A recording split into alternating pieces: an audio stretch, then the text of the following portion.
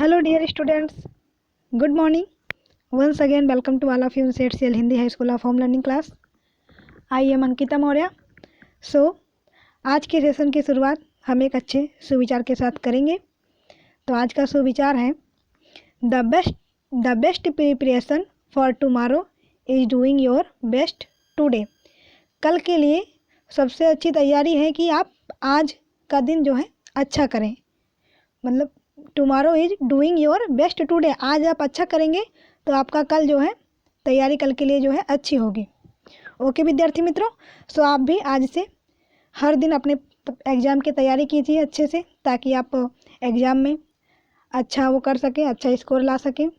सो आज का सब्जेक्ट है social science standard 10th chapter 11 Bharat जल संसाधन पार्ट 3।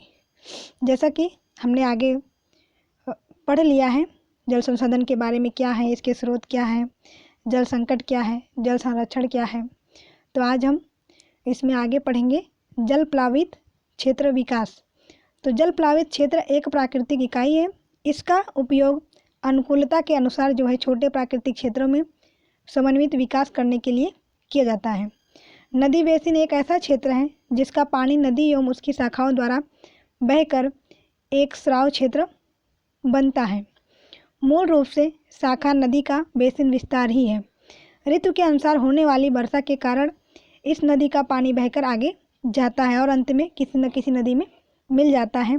जल प्लावित क्षेत्र विकास एक समग्रतया विकास का अभिगम है। इसमें जमीन एवं नमी संरक्षण, जल संचयन, वृक्षारोपण, वनीकरण, बागायत मतलब बाग बगीचे जो लगाए जाते हैं, गौचर विकास जैसे गऊ गाय के चारे के लिए जो बनाया जाता है कोई जगह हो उसका विकास, एवं सामुदायिक भूमि संसाधन के उत्थान संबंधी कार्यक्रमों का समावेश होता है। इन सभी कार्यक्रमों के माध्यम से भूमि क्षमता तथा लोगों की स्थानीय आवश्यकताओं को ध्यान में रखना होता है। इसमें स्थानीय राज्य सरकारों ने कई योजनाएं शुरू की हैं, जैसा कि हमने बहुउद्देशीय योजनाएं के बारे में पढ़ा था न कल। इसी तरह से तो अब हम देखेंगे वृष्टि जल संचयन। तो वृष्टि जल संचयन मीन्स क्या होता है कि वर्षा के जल को संरक्षण करना, उसका संचय करना। तो वृष्टि जल को रोककर एकत्र करने की विशेष पद्धतियां हैं, जैसे कि कुएं, छोटे बांध बनाओ, खेत, तलैया, मिश्र तालाब आदि का निर्माण करने का समावेश जो है वृष्टि जल संचयन में के अंतर्गत किया जाता है। कि आप वर्षा का जल संरक्षण करने के लिए जो है खेत में आप खेत तलैया बना दो, उसमें जल संचय करो, कुएं बनाओ, बांध बनाओ। इस तरह से आप वर्षा के जल का संचयन कर सकते हैं। इन माध्यमों के द्वारा जो है जल संचयन होता है। यहाँ भूमिगत जल स्तर भी ऊंचा होता है, क्योंकि जैसे कि अभी नल किसी को लगवाना है, जैसे नल की जो बोरिंग करवानी होती है, तो उसमें क्या होता है, जैसे उत्तर प्रदेश साइड क्या है, पानी का जल जो है बहुत ही ऊपर है, तुरंत ही जैसे कि नल लगवाना होता है तो वहाँ नल लगवा सकते हैं आसानी से। लेकिन अपने गुजरात में क्या है, पानी बहुत नीचे है, इसलिए यहाँ पे बहुत ही कम नल लगाए गए हैं। ओके विद्यार्थी मित्रों, बहुत ही कम देखने को मिलता है कि सबके यहाँ पे नहीं है। और अपने उत्तर प्रदेश साइड वहाँ पे जो है हर जगह पर नल हमें हैंडपम्प देखने को मिलते हैं, क्योंकि वहाँ पे जो है भूमिगत जल स्तर जो है ऊँचा है। ऐसा करने से घरेलू एवं कृषि आवश्यकता पूरी हो सकती है। अब हम देखेंगे वृष्टि जल संचय के मुख्य उद्देश्य क्या क्या हैं। यह आपके एग्जाम में पूछा जा सकता है कि वृष्टि जल संचय के उद्देश्य क्या है। तो पहला है इसमें पॉइंट, भूमिगत जल को एकत्र करने की क्षमता बढ़ाना तथा उनके जल स्तर को बढ़ाना, जल प्रदूषण घटाना, भूमि जल की गुणवत्ता को सुधारना, जल मार्गों को जो है जल भराव से बचाना, सतह से बह जाने वाले पानी की जलराशि को घटाना, गर्मी एवं लंबे शुष्क समय में पानी से घरेलू आवश्यकता पूर्ण करना, पानी की बढ़ती मांग को पूर्ण करना। ये सब क्या है, वृष्टि जल संचय के मुख्य उद्देश्य हैं। बड़े शहरों में बहुमंजिले वाले आवास के बीच वर्षा के पानी का संग्रह हो, इसलिए भूमिगत टांकियाँ अथवा वर्षा जल जमीन में उतरे ऐसी व्यवस्था करना। इसके बाद हम देखेंगे, अब हमने अभी समझा कि वृष्टि जल क्या है, जल संचयन किस तरह से कर सकते हैं। और ये भी आपके एग्जाम में आ सकता है कि गांव का पानी गांव में, सीम का पानी सीम में, इस विधान को समझाइए। तो आप इसको इस तरह से इसका आंसर लिख सकते हैं, आगे हम चर्चा करेंगे। तो इसके अनुसार जो है, इसके अंतर्गत बरसाती पानी, बरसाती मतलब वर्षा का पानी संग्रह करके बेड़ज गांव, एक बेड़ज नाम का गांव है, ने पानी की समस्या का समाधान किया।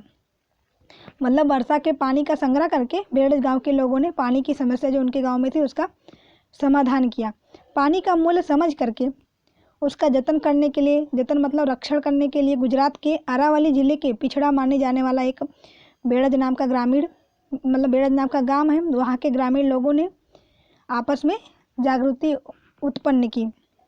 मतलब उन लोगों के अंदर जागृति आई और उन लोगों ने बरसात का पानी संग्रह करके पानी की समस्या का, अपने गांव में जो उनकी समस्या थी उसका समाधान किया। लगभग 2.25 करोड़ लीटर बरसाती पानी जो है रोक करके, संग्रह करके क्षेत्र को हरा भरा बना दिया। और नेक्स्ट पॉइंट है, गांव के लोगों का ही एक संगठन बनाकर गांव और क्षेत्र की पानी की प्राथमिक समस्या को हल करने का बीड़ा उठाया और उसके साथ जो है सामाजिक संस्था ने उनका साथ दिया। इस सामाजिक संस्थाओं के सहयोग से बेड़ज गांव के लोगों को जागृत कराया गया और जो ये सामाजिक संस्था थी इसके सहयोग से जो है बेड़ज गांव के लोगों को जागृति मिली, मतलब प्रेरणा मिली। और गांव का पानी गांव में, और सीम का पानी, यहाँ पे थोड़ा मिस्टेक है टाइपिंग, सीम का पानी सीम में से बाहर ना जाए, सभी संकल्पबद्ध हुए, सभी लोगों ने संकल्प न लिया। और इस प्रकार लगभग 7 बीघे क्षेत्र में फैला तालाब मात्र 3 महीने में ही 20 से 22 फीट गहरा किया गया। सभी लोगों ने मिलकर उसको खुदाई की होगी और सामाजिक संस्था के द्वारा प्राप्त आर्थिक सहयोग के द्वारा जो है मात्र बेड़ज में ही 10 चेक डैम बनाए गए, 11 खेत वाले तालाब बनाए गए और 25 हेक्टेयर ड्रिप बनाए गए। 10 हेक्टेयर में पाइपलाइन लगाई गई। पाल बांधकर लगभग 2 लाख घन मीटर बरसाती पानी को रोक कर संग्रह करके पथरीली और सूखी हुई ज़मीन को जो है हरी भरी बनाने का कार्य किया गया। इसके अलावा इससे बेड़ज क्षेत्र की 154 बीघा ज़मीन को पिघला करके पानी की नई सुविधा मिली है। एक ही वर्ष में गांव में 12.5% दूध बढ़ा, कुओं में 20 से 30% पानी बढ़ा, जिससे कृषि उत्पादन क्या हुआ, कृषि उत्पादन में भी वृद्धि हुई। आज अकाल की स्थिति में भी बेड़ज की 136 बीघा ज़मीन जो है गर्मी की फसल ले रही है। मतलब वहाँ पे अकाल पड़ जाएगा तो भी वहाँ पे गर्मियों में वो लोग कृषि कर सकते हैं, फसल उत्पादन कर सकते हैं। कितने बीघा ज़मीन में? 136 बीघा ज़मीन में वो लोग खेती अभी भी कर सकते हैं। सो विद्यार्थी मित्रों, जल संसाधन ये चैप्टर आज यहीं पे पूरा होता है। तो आपके लिए ये होमवर्क है, तो आप इसको आपकी नोटबुक में नोट डाउन कर लेना। भूपृष्ठीय जल का मुख्य स्रोत क्या है? जैसा कि आप जानते हैं भूपृष्ठीय जल का मुख्य स्रोत जो है वृष्टि, तालाब, नदियाँ, सरोवर क्या है? तो इसको आपको, तो इसका आंसर होगा ऑप्शन सी। क्वेश्चन नंबर 2 है, निम्नलिखित बहुउद्देशीय योजनाओं को अनेक लाभान्वित राज्यों के साथ जोड़कर योग क्रम में चुनिए। जैसे कि भाखड़ा नांगल है, ये कहाँ पे बनाया गया है और किस राज्य को इसका फ़ायदा मिलता है? कोसी तो बिहार में है, कोसी नदी पे बनाया गया है, बिहार में है। नागार्जुन सागर, नर्मदा जो है, नर्मदा का जो वो है बना हुआ है बांध, तो ये गुजरात राज्य को इसका फ़ायदा मिलता है। तो इसमें ऑप्शन बी आएगा। ओके विद्यार्थी मित्रों, इसी तरह क्वेश्चन नंबर 3 है, निम्नलिखित में से कौन सा वाक्य सही नहीं है, ये आपको बताना है। भारत में नहरों की अपेक्षा कुएं एवं ट्यूबवेल द्वारा होने वाले सिंचाई का प्रमाण अधिक है। हिमालय से निकलने वाली नदियाँ कहाँ जाती हैं? जमीन की सतह से शोषित होकर नीचे जमा होने वाले जल को भूमिगत जल कहते हैं। पंजाब एवं हरियाणा सिंचाई के क्षेत्र में अग्रसर राज्य हैं। तो इसमें विद्यार्थी मित्रों राइट आंसर क्या होगा, ये आपको बताना है।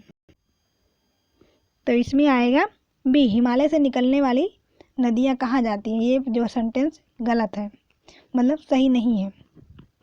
ओके विद्यार्थी मित्रों, क्वेश्चन नंबर 4 है, वर्गखंड में खेत तलैया के बारे में विद्यार्थियों की चर्चा के दौरान प्रस्तुत कौन सा वाक्य योग्य है? ऑप्शन ए, जय बोलता है उद्योग के लिए पानी प्राप्ति का महत्वपूर्ण संसाधन है। यश कहता है अधिक वृक्ष लगाने के आंदोलन का महत्वपूर्ण अंग है। युग, जमीन का कटाव बढ़ने की आधुनिक पद्धति है। जमीन का कटाव बढ़ाने की आधुनिक पद्धति है। वृष्टि जल संचयन की एक पद्धति है।